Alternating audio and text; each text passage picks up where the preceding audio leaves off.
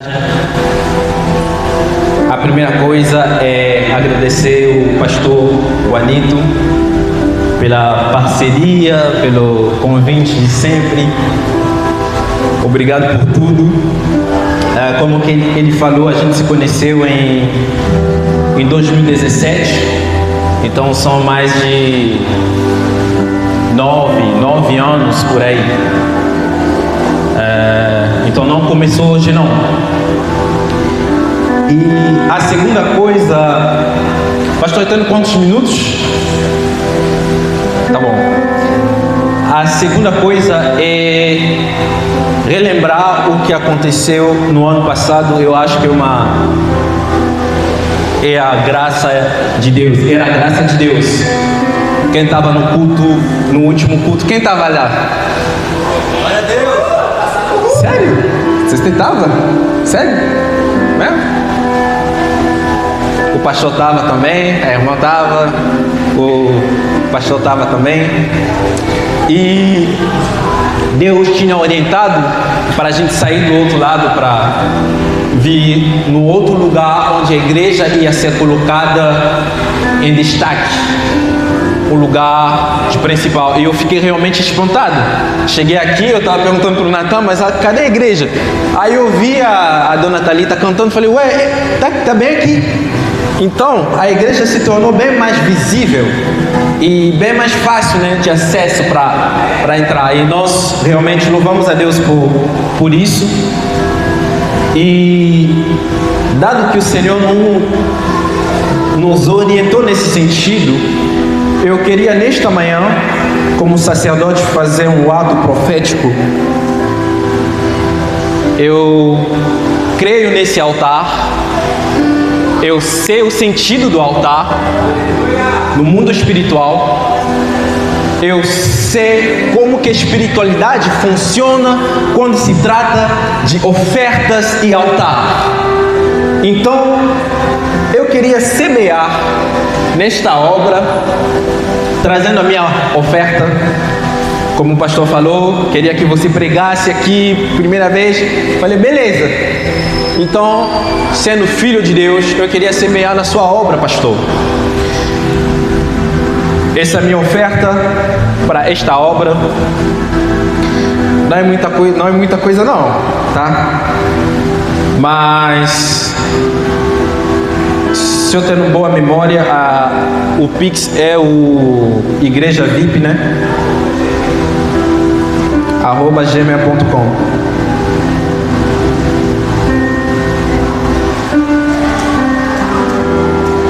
Então eu vou fazer o Pix aqui como uma contribuição, eu pregando aqui pela primeira vez, como uma semente minha para esta obra, porque eu creio que esta obra vai abençoar muitas pessoas. Eu acredito que Deus não fala em vão. Quando Deus fala, a Bíblia diz que Deus não faz nada sem revelar aos seus servos, os profetas. Então, quando Deus dá uma orientação, quando Deus fala algo, Ele sabe o porquê que Ele falou. Ele tem sempre um objetivo atrás daquilo que Ele falou. Então, sem eu ver ainda esse lugar cheio, lotado, eu queria fazer um passo profético. Eu queria fazer um passo para frente. Eu queria semear. Eu queria dar a minha oferta para essa obra, para que essa obra atinja muitas almas, muitas pessoas. E eu me coloco aqui como filho de Deus, profetizando, declarando, para que Deus abra as portas, para que Deus olhe e goste. Realmente me dá um fundo, A Ele a glória. Para que Deus abra as portas e para que Deus faça coisas maravilhas aqui neste lugar. A última coisa, eu não vim aqui sozinho, eu vim acompanhado com duas pessoas. São duas pessoas queridas que eu amo muito, carrego no meu coração. A irmã Cristel, você pode ficar de pé. a irmã Cristel, grande empresária, ela tem, eu vou fazer publicidade aqui, tá? Ela tem um salão de beleza aqui, ali em Madureira. Então, quem quiser, quando for lá em Madureira, aí dá um pulo lá na mamãe Cristel, liga para ela, fala: eu tô aqui em Madureira, você consegue fazer meu cabelo? Ela estaria disposta para te servir. Obrigado, você pode sentar. Eu vim também com o meu irmão, Natan. Natan é um irmão meu que sempre foge de mim, eu não sei porquê. Toda vez que eu preciso dele, de uma certa forma ele sempre foge, mas Deus nos ajudou para que hoje ele esteja conosco. Muito obrigado, pode tomar seu assento.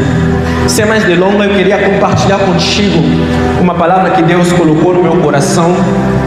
E depois dessa palavra, eu queria adorar contigo a Deus. Eu estou feliz em ver a minha irmã, ao lado da pastora. Bom te ver. Sim, a última vez eu estava na igreja e não te vi. Bom te ver faz muito tempo. Ela me conhece desde lá, 2017, então eu estou muito feliz. Vocês estão me ouvindo bem? Glória a Deus. Eu queria compartilhar com vocês uma palavra que Deus colocou no meu coração. Irmão, eu não estou ouvindo você. Ah, é? Até para o diretor, eu não estou ouvindo você. Me ajuda. Isso aí. Holy Ghost. Abra sua Bíblia no livro de Hebreus, capítulo 12, verso 22. Hebreus, capítulo 12, verso 22. A gente vai ler 3 textos. O primeiro texto é Hebreus capítulo 12, 22 a 24. O segundo texto, Gênesis capítulo 4, 1 a 12. O último texto, Lucas capítulo 22 a 20. Hebreus, a Bíblia diz o seguinte, 22, Hebreus 12, 22 a 24. A Bíblia diz o seguinte: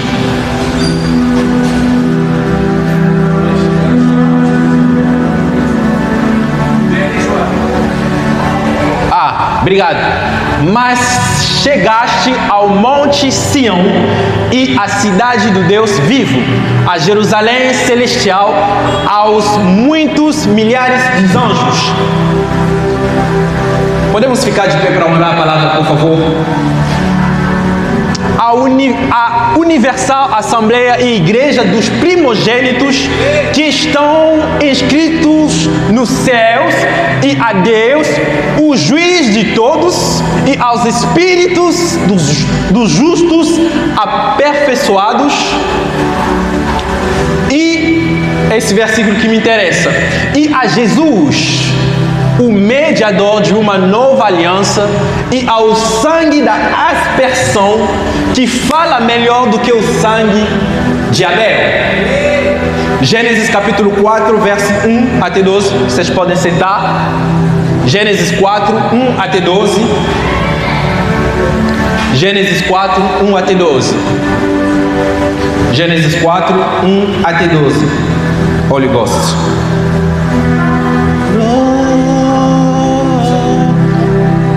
Vamos ler? E conheceu Adão Eva, a sua mulher, e ela concebeu e teve a Caim e disse: alcancei do Senhor um varão. E teve mais a seu irmão Abel, e Abel foi pastor de ovelha, e Caim foi lavrador da terra. E aconteceu ao cabo do dia que Caim trouxe do filho da terra, do fruto da terra, uma oferta ao Senhor. E Abel também trouxe dos primogênitos das suas ovelhas e da sua gordura.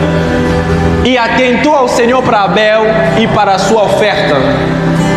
Mas Caim e para a sua oferta não atentou.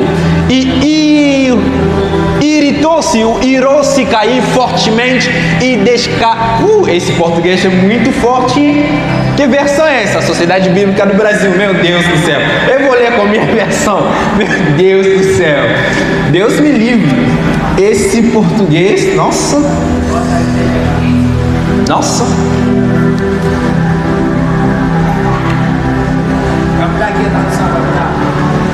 Bota para mim NVI, NVT. Tá bom. Mas então o Senhor disse: por que você está com raiva? Aí sim, isso aí eu entendo. Raiva eu entendo. Por que anda? Aí esse aí eu não entendo, mas você entende. Vamos lá. Isso. E se tivesse feito o que é certo, você estaria sorrindo, mas você agiu mal e por isso o pecado está na porta, à sua espera. Ele quer dominá-lo, mas você precisa vencê-lo. Aí Caim disse a Abel, o seu irmão: vamos até onde? Até o campo. Quando os dois estavam no campo, Caim atacou Abel, o seu irmão, e o matou. Mais tarde o Senhor perguntou a Caim: onde está Abel, o seu irmão? Não sei, respondeu Caim. Por acaso eu sou o guarda do meu irmão? Então Deus disse: por que você fez isso? Vamos lá. Da terra o sangue do seu irmão está pedindo o quê? Ok. Agora vamos no Lucas capítulo 22, 20.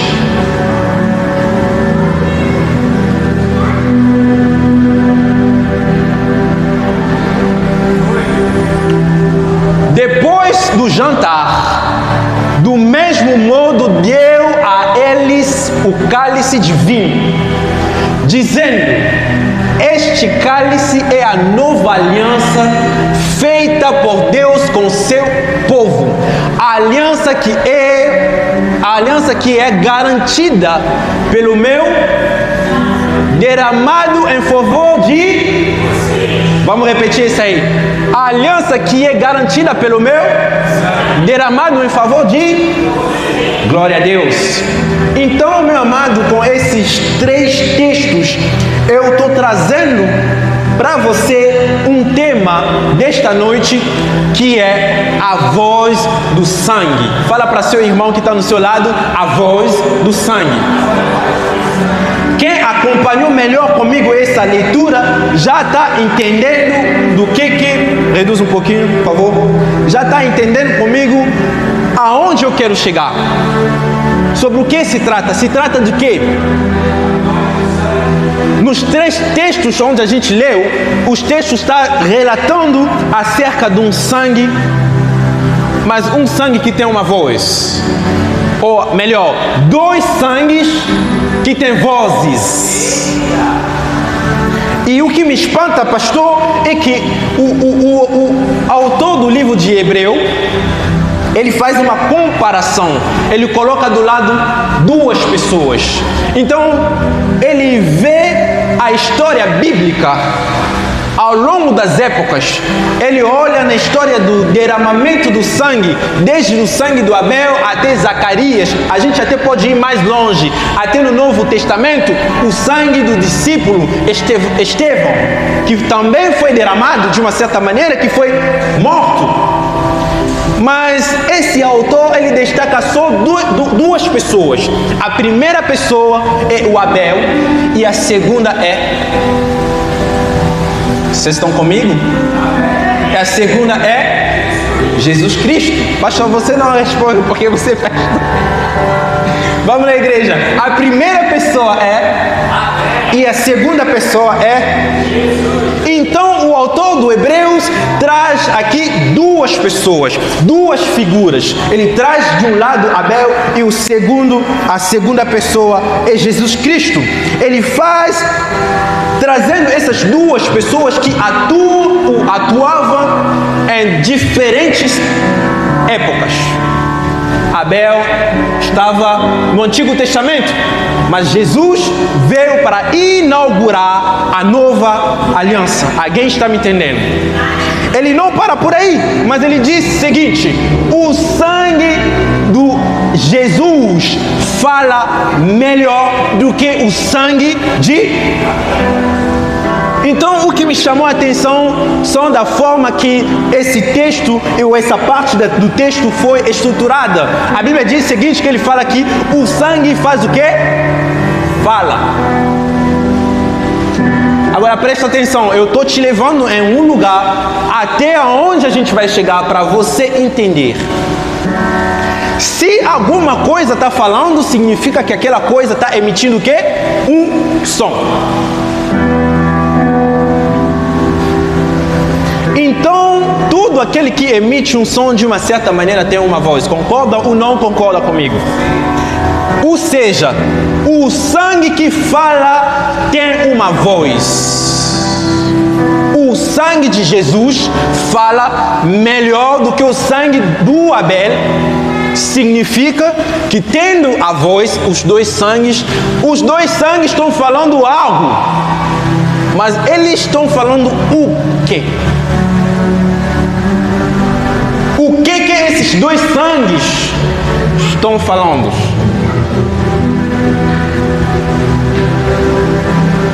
E enquanto eu estava preparando essa mensagem, eu tentei entender. Eu não sou médico. Será que há algum médico aqui neste lugar? Ou enfermeiro?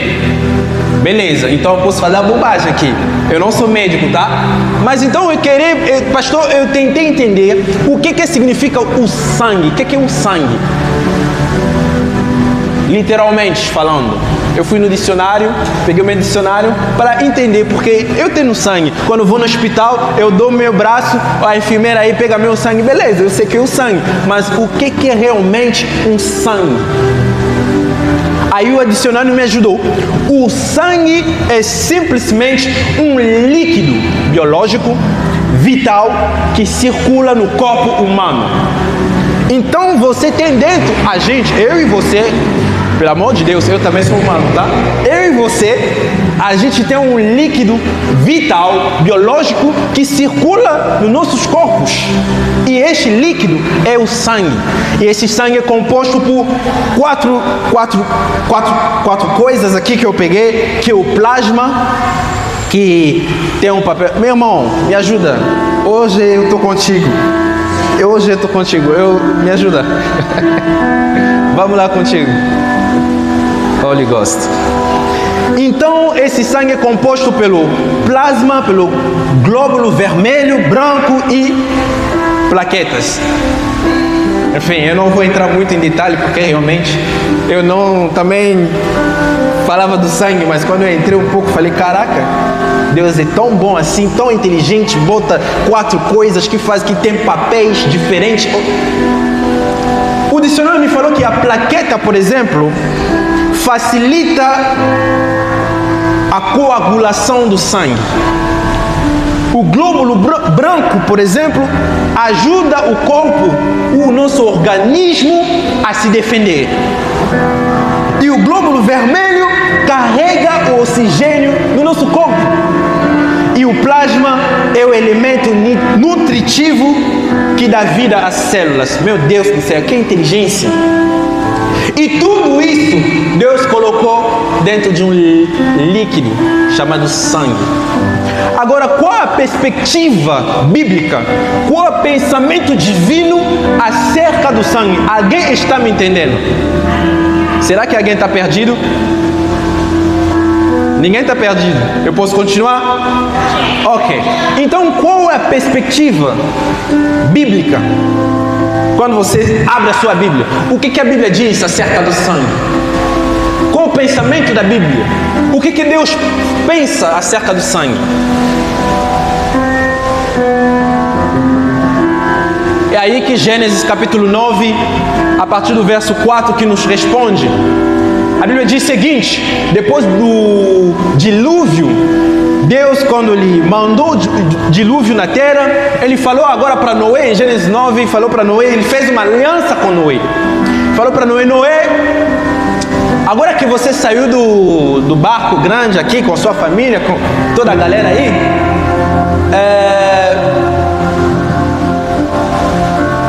como que você saindo aqui, a gente está firmando uma aliança, você não comerá toda a carne sangrada, toda a carne que sangra. Por quê? Porque é vida. Eu vou abrir um parêntese aqui, depois eu vou fechar. Eu não estou discutindo aqui quem come carne bem passada, mal passada. Eu não estou aqui para isso. A discussão não é essa. Mas a ideia que eu estou querendo levar para você é para você entender que existe uma vida atrás de cada sangue. Não importa se você come lá no churrasco aí, carne passada, mal passada, sei lá o quê. A gente não está discutindo isso aqui. Mas então Deus dá essa orientação a Noé, falando: ei Noé, você e sua descendência, ninguém vai comer uma carne que sangra, onde tem sangue. Por quê? Porque o sangue é vida.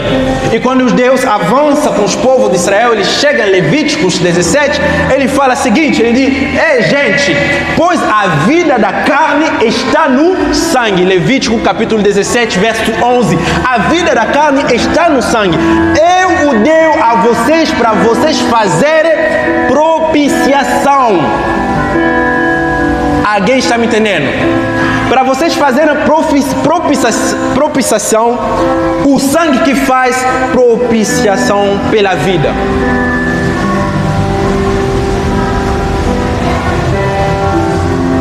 O sangue que faz propiciação pela vida.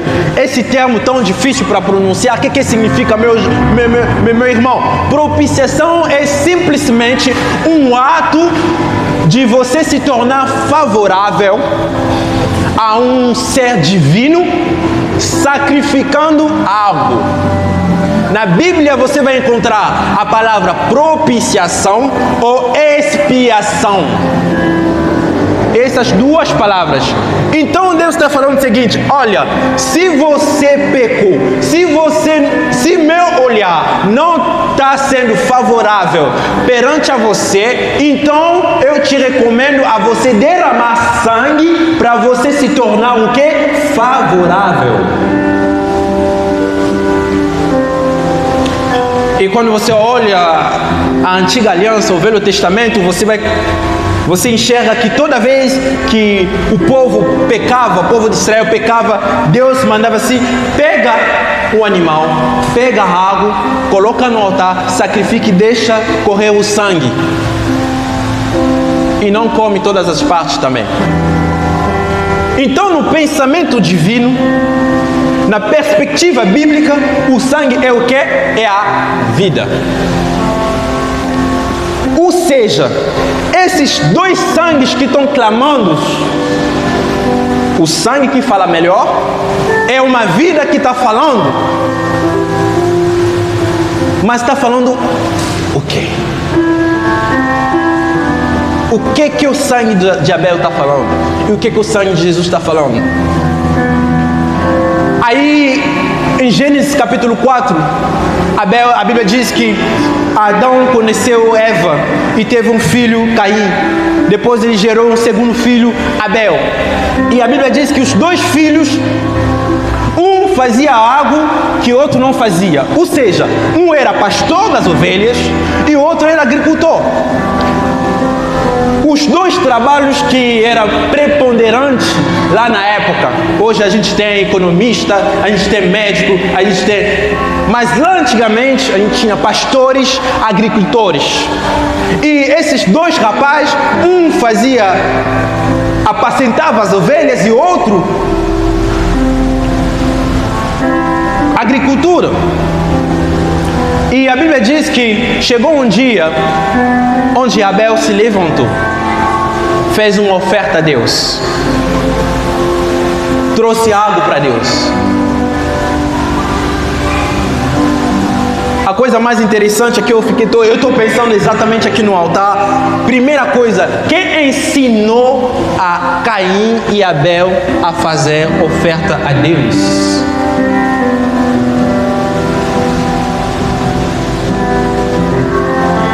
Eu creio que seja seus pais. Estando na presença de Deus, eles conheciam como que funciona o sacerdócio daquela época, o sacerdócio dentro de Éden. Então eu convido para um pai nesta noite Conhecendo o sacerdócio da nossa época, este é o momento de você ensinar a seus filhos de como se comportar no sacerdócio. Então Abel e a Caim foram ofertar a Deus, mas a coisa mais intrigante é que Deus aprovou, agradou uma oferta de uma pessoa, de Abel, e reprovou a oferta de Caim. E a Bíblia diz o seguinte, que Abel trouxe as primeiras ovelhas. Abel trouxe os primogênitas das ovelhas e as partes mais gordas. Olha a precisão que a Bíblia está dando na oferta de Abel. E quando a Bíblia fala do Caim, ele fala o seguinte, que Caim trouxe os frutos da terra, da sua colheita. E ao ver que a oferta do Abel foi aprovada por Deus, entrou uma raiva no coração do Caim. A segunda pergunta, por que Deus agradou a oferta de Abel e reprovou a oferta de Caim?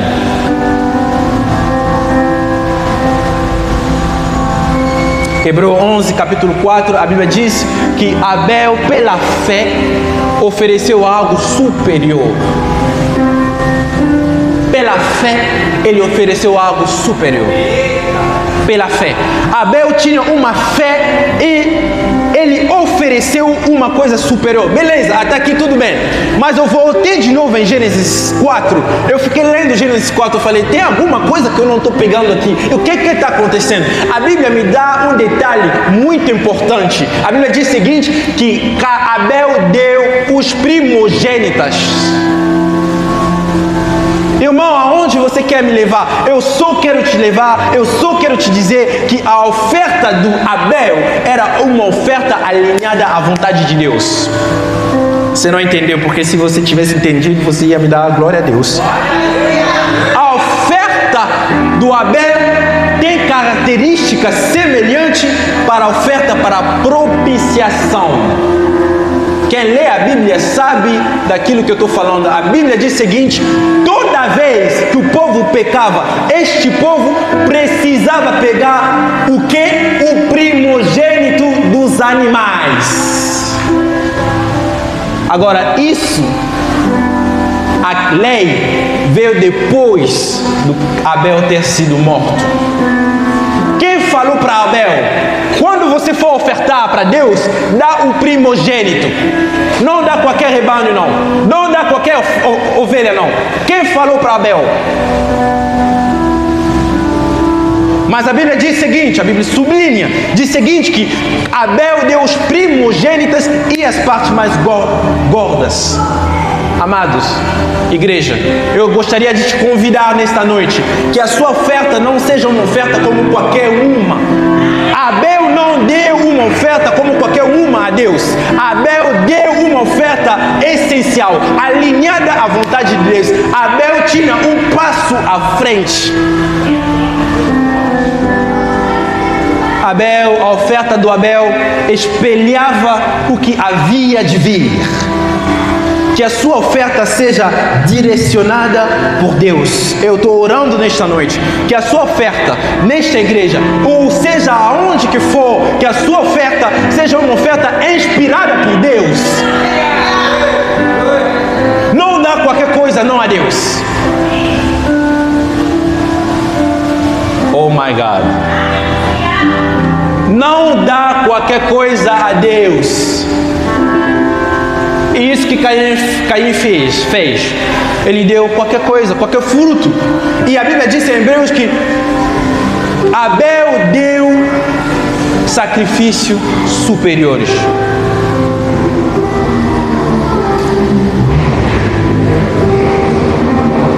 Deus se agrada com a oferta que se alinha dentro da vontade dele. Não adianta, meu irmão, se você não está na vontade de Deus e vir aqui ofertar, não adianta. Muitas vezes você vai começar a falar mal dos pastores ou das igrejas. Pastor, eu estou dando minha oferta, eu estou dando todo dia. Mas, meu irmão, você não está alinhada. A sua oferta não está alinhada com a vontade de Deus. Então você está perdendo dinheiro à toa. Estou falando para alguém nesta noite. A segunda coisa, por que Deus aprovou, agradou a oferta de Abel e reprovou a oferta de Caim? A Bíblia diz o seguinte, 1 João capítulo 3, verso 2. Por que o apóstolo João está fazendo uma pergunta? Por que Abel foi morto por Caim? E a Bíblia diz que porque as obras de Caim eram más e as obras de Abel eram justas. Amados, quando se trata de oferta, a nossa oferta é sempre ligada às nossas obras. Agora a pergunta é, será que você tem feito as obras justas? Esses princípios de oferta que eu estou falando são os princípios chaves no mundo espiritual. Será que você tem sido fiel? Não simplesmente fiel, mas também justo com suas obras? Porque não adianta ofertar a Deus se não temos boas obras. Não adianta se todo santo dia você vive não agradando a Deus e vier aqui pedir perdão para Deus, o sangue que foi derramado lá na cruz, o sangue de Jesus tem poder, fala todo tipo do sangue, tipo A, tipo B, tipo C, depois você pedindo perdão para Deus, pensando que Deus vai agradar sua oferta. Meu irmão, fica em casa. Então, a Bíblia diz que vendo isso, Caim, uma raiva entrou no seu coração.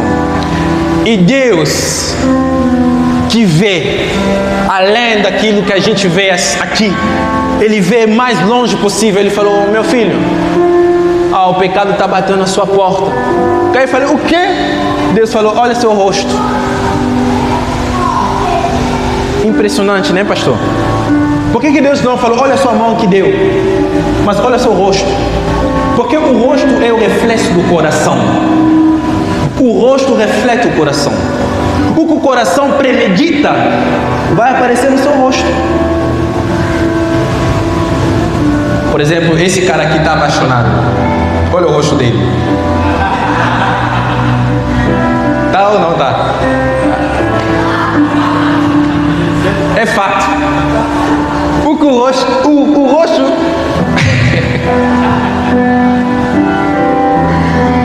rosto reflete aquilo que nosso coração não mostra.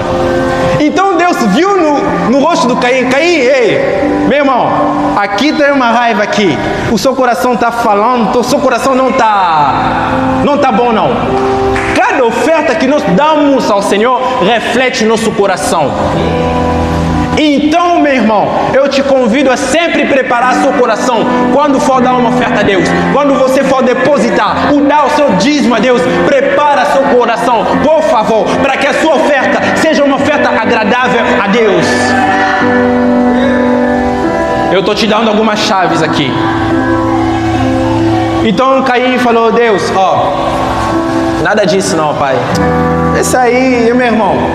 E a Bíblia diz o seguinte, que Caim chamou Abel no campo. Vem aqui comigo, vamos lá no campo.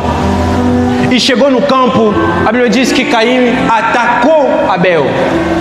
Segunda coisa que eu queria te dizer aqui, o que chamou minha atenção: o inimigo, quando ele tenta te atacar e ele não consegue te atacar, ele te leva até o campo dele, onde ele tem domínio para te atacar. Eu estou me perguntando, Caim é agricultor, o campo de trabalho dele é o campo, mas Abel é pastor, o campo de trabalho dele é o pastoreio. O que ele está fazendo no terreno de Caim?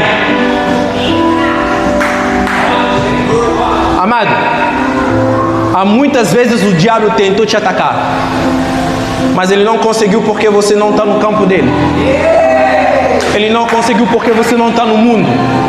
Ele não conseguiu porque você está debaixo de uma cobertura espiritual. Ele não conseguiu porque você está debaixo de uma comunhão fraternal na igreja. Ei, igreja, não se brinca no campo do inimigo.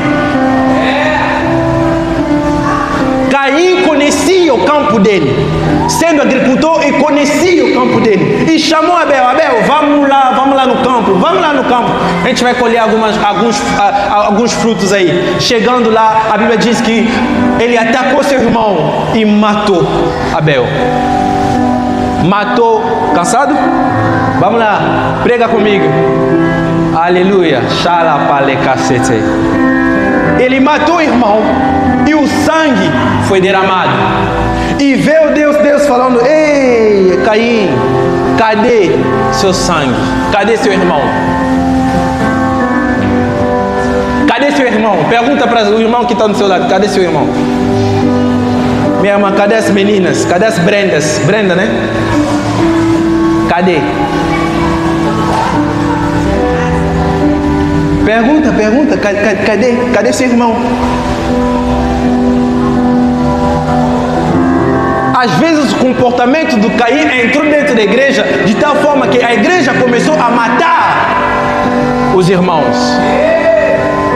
A igreja começou a matar o irmão fraco, porque o cara é fraco, eu vou matar ele. A igreja começou a expulsar as pessoas, porque ele não fala mais comigo, porque ele não fala mais com fulano, porque ele não vem mais nas reuniões, porque ele saiu do departamento, então a gente vai isolar ele. Igreja, que comportamento é esse?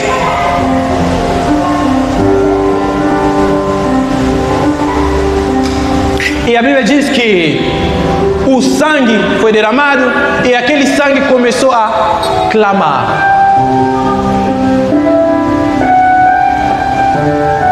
O sangue começou a clamar. Hebreus fala que o sangue fala. Gênesis nos dá uma outra intuição, falando que aquele sangue não está falando simplesmente, mas está clamando na verdade. O sangue de Abel está clamando. E quem clama grita. Ele não fala assim: qual é o seu nome? Ele não fala: Monique, vem aqui. Não, fala: Monique! E este sangue clamava desde o Velho Testamento até antes de Jesus chegar. Por que ele clamava esse sangue? Ele clamava por vingança. Eu só estou lembrando para você que o sangue, a primeira vez que a palavra sangue apareceu na Bíblia era nessa história em Gênesis 4.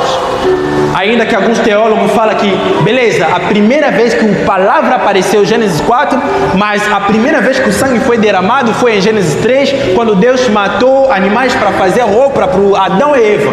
Essa é a teologia, eu não vou entrar nesse campo aqui. Mas aqui eu estou trazendo algo que o sangue clamava. A primeira vez onde o sangue apareceu era Gênesis 4. E este sangue clamou para Deus. Por que clamou? Porque o meu irmão Caim matou um inocente, então esse sangue está clamando pela vingança. A Bíblia diz que o sangue de Abel clamando vingança, clamando justiça, apelando pela condenação de Caim. Cuidado, irmão. Toda vez que você mata um inocente, o sangue dele clama. A vida dele clama diante do altar do Senhor. Fala: ei, meu Deus, esse irmão me matou. E hoje em dia a gente não mata só a pessoa com faca, mas mesmo com palavras nós matamos pessoas. Ainda nós fazemos pior, nós enterramos pessoas. Matar ainda bem, mas você leva a pessoa até no cemitério, você enterra. Faz o print, como tem na internet, faz o print, manda para o pastor Juanito, manda para ali, manda para aquela irmã X, fulana, manda para Você inteira mesmo. Eu não quero ver mais ele na minha vida. Principalmente aquele irmão que que te deixou na mão, eu não gosto mais dele, eu vou mandar os caras matar ele. Ah, é isso? É isso que a Bíblia nos ensina? E esse sangue apelando a Deus, Deus, tem alguém que me matou? Tem alguém que me matou? Eu aposto que se Abel tivesse sido, ainda vivia, ele provavelmente ia se vingar. Porque se o sangue está clamando pela vingança, agora você tenta matar ele e não conseguir, meu irmão, está perdido. Vai fugir. Está perdido, ele vai te perseguir. Agora, este sangue do Caim, do Abel, clamando pela vingança. Eu sou inocente, mas o meu irmão me matou. Deus, por que você está deixando ele assim? Deus, por que você não está condenando ele? Deus, por que não tem justiça? O que eu estou falando aqui?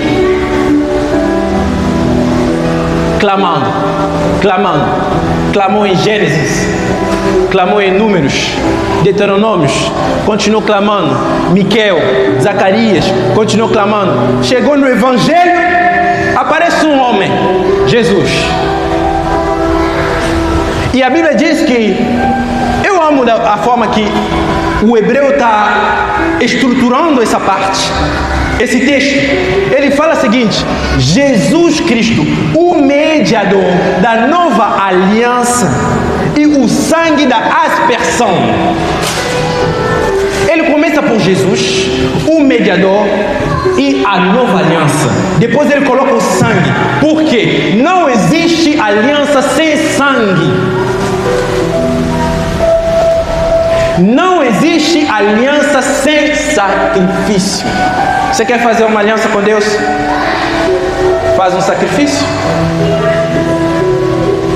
Faz um sacrifício. Consagra seu corpo. Coloca seu corpo no altar. Este é o seu sacrifício.